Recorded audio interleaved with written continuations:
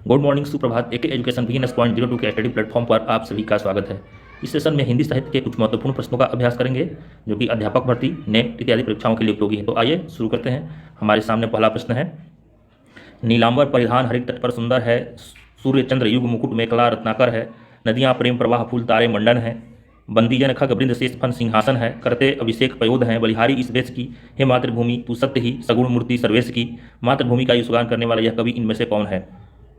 हमारे सामने चार ऑप्शन है, रामनरेश त्रिपाठी, भारतेंदु हरिश्चंद्र, दिनकर और मैथिली शरण गुप्त। तो इस प्रश्न का सही उत्तर होगा मैथिली शरण गुप्त। ये पंक्तियाँ मैथिली शरण गुप्त द्वारा लिखित मातृभूमि कविता से ली गई हैं। उनका मैथिली शरण गुप्त का जन्म कब हुआ था? 3 अगस्त 1886।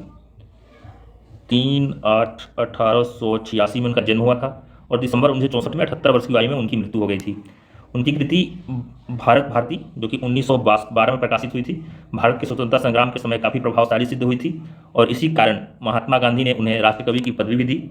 उनकी जयंती 3 अगस्त को 3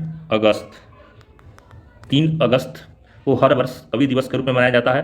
1954 में भारत सरकार ने उन्हें पद्म विभूषण से सम्मानित किया।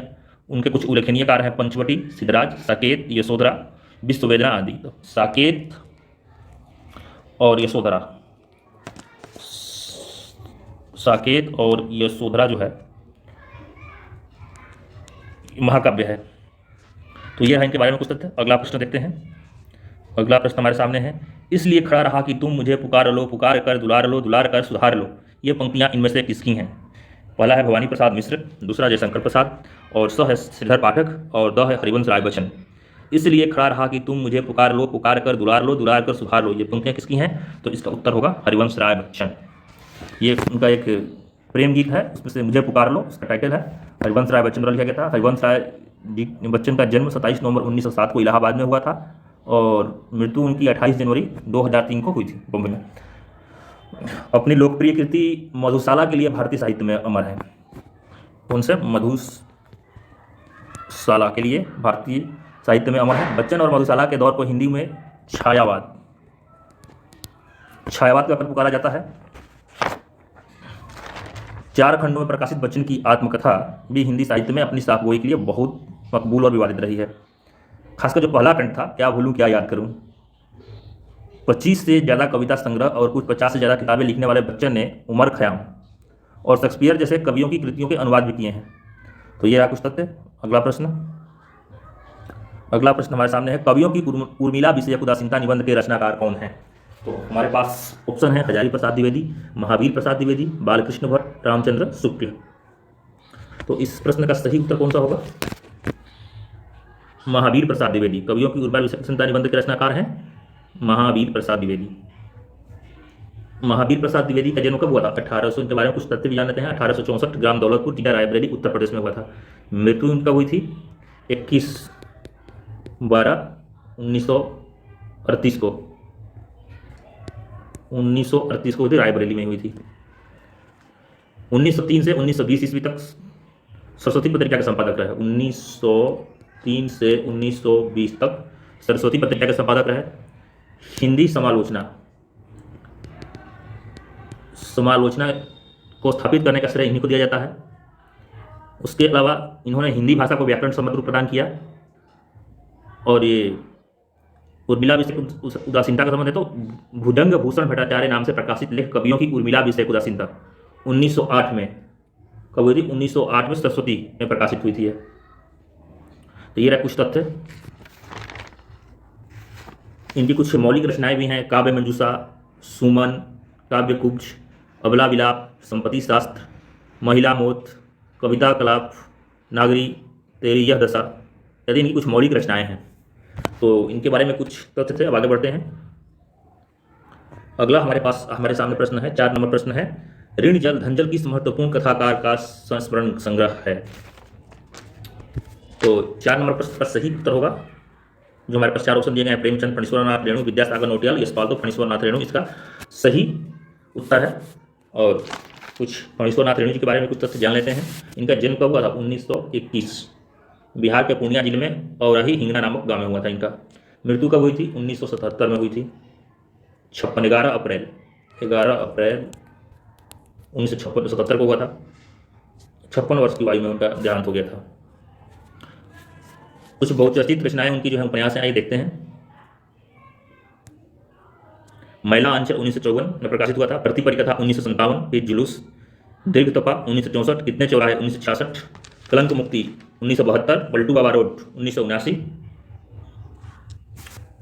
उसके बाद कथा संग्रह है ठुमरी 1959, एक आदिम रात्रि की माप 1967, अग्निखोर 1973, एक श्रावणी दोपहर की धूप 1984, अच्छे आदमी 1986। रिपोर्टाज लिखे हैं ऋण जल धन जल, जो प्रश्न में था। नेपाली क्रांति कथा, वन तुलसी की गंध, श्रुत अश्रुत पूर्वे। प्रसिद्ध कहानियां हैं उनकी, मारे गए गुलफाम, तीसरी कसम, एक आदिम रात्रि की महक, लाल पान की बेगम, पंचलाइट, तबे एकला चलोरे, ठेस, समाधिया। और जहाँ तक कि तीसरी कसम का सवाल प्रश्न है, तो तीसरी कसम पर इसी नाम से राज कपूर और वहीदा रहमान की मुख्य भूमिका में प्रसिद्ध फिल्म बनी, जिसे बासु भट्टाचार्य ने निर्देशित किया और प्रसिद्ध गीतकार शैलेंद्र इसके निर्माता थे। यह फिल्म हिंदी सिनेमा में मील का पत्थर मानी जाती है। हीरामन और हीराबाई की इस प्रेम कथा ने प्रेम का एक अद्भुत महाकाव्यात्मक और दुखांत कसक से भरा आख्यान सा रचा, जो आज भी पाठकों और दर्शकों को लुभाता है। तो अगला प्रश्न हमारे सामने है, युद्ध यात्रा नई कविता के किस कवि के संस्मरणों का संग्रह है? इसके 4 ऑप्शन है, अयोग्य, मुक्तिबोध, धर्मवीर भारती, दुष्यंत कुमार। तो इस प्रश्न का सही उत्तर होगा धर्मवीर भारती। युद्ध यात्रा संग्रह है धर्मवीर भारती का। नई कविता क्या है?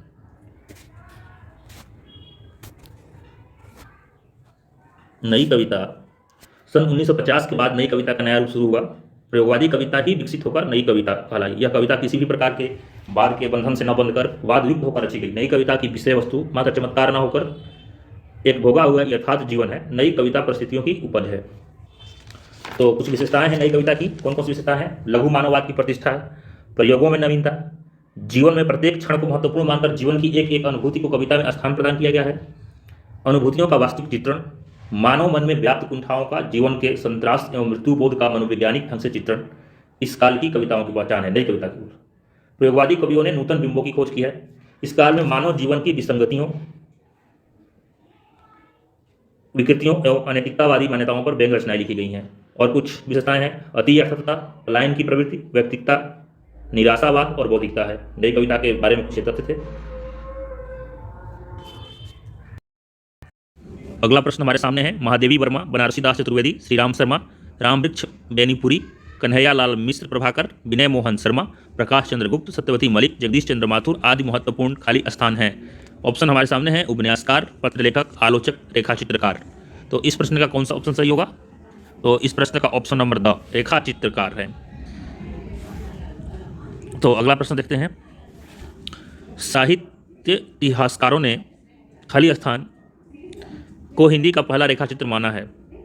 उनके रेखाचित्र का संग्रह पद्मपराग 1924, इसमें 8 रेखाचित्र हैं। उनमें महाकवि अकबर का चित्र सबसे जीवंत है। तो खाली स्थान में कौन सा ऑप्शन सही होगा?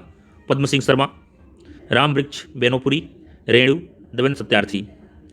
तो पद्म सिंह शर्मा का पद्मपराग हिंदी का प्रथम रेखा चित्र है और रामवृक्ष बेनीपुरी को हिंदी का श्रेष्ठ रेखा चित्रकार माना जाता है। तो इस प्रश्न का ऑप्शन नंबर अ, पद्म सिंह शर्मा सही होगा। और आगे बढ़ते हैं, कुछ रेखा चित्र और उनके लेखकों के नाम पढ़ लेते हैं आगे बढ़ने से पहले। तो पद्मपराग हुआ था 1929, पद्म सिंह शर्मा, बोलती प्रतिमा 1937, श्री राम शर्मा, शब्दचित्र एवं रेखाचित्र 1940 ईस्वी, पुरानी स्मृतियाँ और नए स्केच 1947, प्रकाश चंद्र गुप्त, अतीत के चलचित्र 1941 और स्मृति की रेखाएं 1947, महादेवी वर्मा, जो न भूल सका 1945, भूदंत आनंद कौशल्यायन। अगली है, माटी की मूर्ति 1946 और गेहूं और गुलाब, रामवृक्ष बेनीपुरी, रेखाएं बोल उठी 1949, देवेंद्र सत्यार्थी, अमिट रेखाएं 1951, सत्यवती मलिक, रेखा चित्र 1952, बनारसी दास चतुर्वेदी, रेखा और रंग 1955, विनय मोहन शर्मा, रेखाएं और चित्र 1955, उपेंद्र नाथ अस्क, स्मृतिकण 1959, प्रेम नारायण टंडन, 10 तस्वीरें 1963, जगदीश चंद्र माथुर, बाबूराव विष्णु पराड़कर, रामनाथ सुमन, वे दिन वे लोग 1965, शिवपूजन सहाय, कुछ शब्द कुछ रेखाएं 1965, विष्णु प्रभाकर, मेरी कौन सुनेगा, महावीर त्यागी, हम हसमत 1977, कृष्ण सोबती, आदमी से आदमी तक 1982 ईस्वी, भीमसेन त्यागी, विराम चिन्ह 1985 ईस्वी, रामविलास शर्मा। ये कुछ प्रमुख लेखा चित्रकार थे। तो अगला प्रश्न हमारे सामने है, प्रसिद्ध एकांकिका राम कुमार वर्मा का रेखा चित्र संग्रह है। हमारे सामने 4 ऑप्शन है, लैंप पोस्ट 1960, मील का पत्थर 1960, राहुल संकृत्यायन 1962, गीली मिट्टी 1957। तो इस प्रश्न का कौन सा ऑप्शन सही होगा? इस प्रश्न का ऑप्शन बी, मील का पत्थर 1960, राम कुमार वर्मा का रेखा चित्र संग्रह है, मील का पत्थर 1960। अगला हमारे सामने है 9 नंबर प्रश्न है, निम्नलिखित में से कौन क्रिया में विकार पैदा करने वाले तत्व हैं? ऑप्शन हमारे सामने दिया गया है, वचन, काल, वाच्य, भाव या वृत्ति। अब कूट हमारे सामने है 1 और 2, बी है 2, 3 और 4, सी है 2 और 4 और डी है 1, 2, 3 व 4। तो कौन सा ऑप्शन इसमें से सही होगा? तो हम जानते हैं कि हिंदी व्याकरण में क्रिया एक विकारी पद है जिसमें 6 कारणों से विकार आता है। यह है लिंग, वचन, काल, वाच्य, पुरुष तथा भाव या वृत्ति। अतः क्वेश्चन नंबर 9 का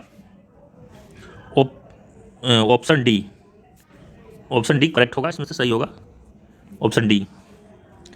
तो आइए अगला प्रश्न देखते हैं, निम्नांकित रचनाओं में से कौन सी पुस्तक भारत पाकिस्तान विभाजन पर आधारित नहीं है? कितने पाकिस्तान कमलेश्वर की रचना है, 2003 में साहित्य अकादमी पुरस्कार से सम्मानित किया गया था। कमलेश्वर की रचना है ये, कमलेश्वर की रचना है। कितने पाकिस्तान। आधा गांव किसका है? आधा गांव के लेखक हैं राही मासूम रजा। राग दरबारी श्रीलाल शुक्ल का है, श्रीलाल शुक्ल का है। और तमस किसकी रचना है? तमस भीष्म साहनी की है।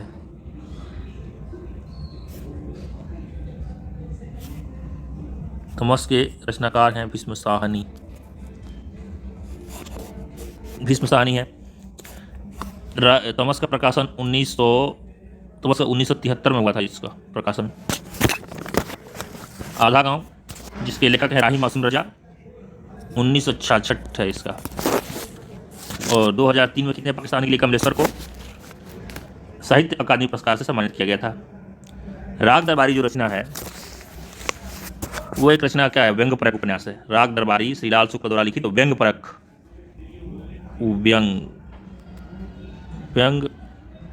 उपन्यास है ये। अतः इस प्रश्न का कौन सा ऑप्शन सही होगा? सी, राग दरबारी भारत पाकिस्तान विभाजन पर आधारित नहीं है, बाकी सभी हैं। आधा गांव भी है, तमस भी है। अगला प्रश्न देखते हैं, निम्नलिखित में से कौन सा ग्रंथ सन 1888 में एशियाटिक सोसाइटी ऑफ बंगाल की पत्रिका के विशेषांक के रूप में प्रकाशित हुआ था? Option A, Kalidas Hazra, B, Shiv Singh Saroj, C, इस्तवार दिला लिटरेचर हिंदुस्तानी, डी है D modern vernacular literature of Hindustan. तो कौन सा ऑप्शन इसमें से सही होगा? 1888 में एशियाटिक सोसाइटी ऑफ बंगाल की पत्रिका के विशेषांक के रूप में जॉर्ज ग्रियर्सन द्वारा रचित the modern vernacular literature of Hindustan का प्रकाशन हुआ। और यह ग्रंथ नाम से इतिहास न होते हुए भी सच्चे अर्थ में हिंदी साहित्य का पहला इतिहास कहा जा सकता है। तो कौन सा ऑप्शन सही होगा? Option D, D modern vernacular literature of Hindustan. Option number D correct है इसमें। अगला देखते हैं, निम्नलिखित में से किस क्षेत्र में भक्ति परंपरा ने एक आंदोलन का रूप लिया? इस हमारे पास 4 ऑप्शन है, दक्षिण भारत, उत्तर भारत, पश्चिम भारत, उपरोक्त में से कोई नहीं। तो इस प्रश्न का सही ऑप्शन कौन सा होगा? सही ऑप्शन होगा बी, उत्तर भारत। भक्ति परंपरा ने एक आंदोलन का रूप लिया कहाँ? उत्तर भारत में। अगला प्रश्न देखते हैं, हिंदी साहित्य में काल विभाजन का प्रथम प्रयास किसने किया? ऑप्शन ए है गारसा दी तासी, B Mishra Bandhu, C George Grierson, D Shiv Singh Sengar. Hindi साहित्य में काल विभाजन का प्रथम प्रयास किसने किया? कौन सा ऑप्शन सही होगा? तो ऑप्शन सी, जॉर्ज ग्रियर्सन ने किया। हिंदी साहित्य में काल विभाजन का प्रथम प्रयास जॉर्ज ग्रियर्सन ने किया है। कुछ तथ्य पढ़ते हैं, किसी साहित्य इतिहास लेखन की परंपरा में जो आंतरिक प्रयास थे, चाहे वे भक्तमाल या कविमाला सदृश रचनाएं हो, चाहे गारसा दी तासी या सुमंगल सिंह सेंगर के प्रयास, उनमें काल विभाजन का प्रयास नहीं किया गया। यह प्रयास प्रथमतः जॉर्ज ग्रियर्सन ने किया। वह संपूर्ण साहित्य 11 कालों में बांटा। इस विभाजन में समस्या यह थी कि कई नाम गैर साहित्यिक आधार पर आ गए तथा कंपनी के शासन में हिंदुस्तान, विक्टोरिया के शासन में हिंदुस्तान कुछ व्यक्ति विशेष पर आधारित हो गए, यथा जायसी की प्रेम कविता, तुलसीदास इत्यादि। तो प्रथम प्रयास किसने किया था? जॉर्ज ग्रिसन ने किया। तो आज के सेशन में बस इतना ही, फिर अगले सेशन में मिलेंगे। धन्यवाद। इसी तरह पढ़ते रहिए।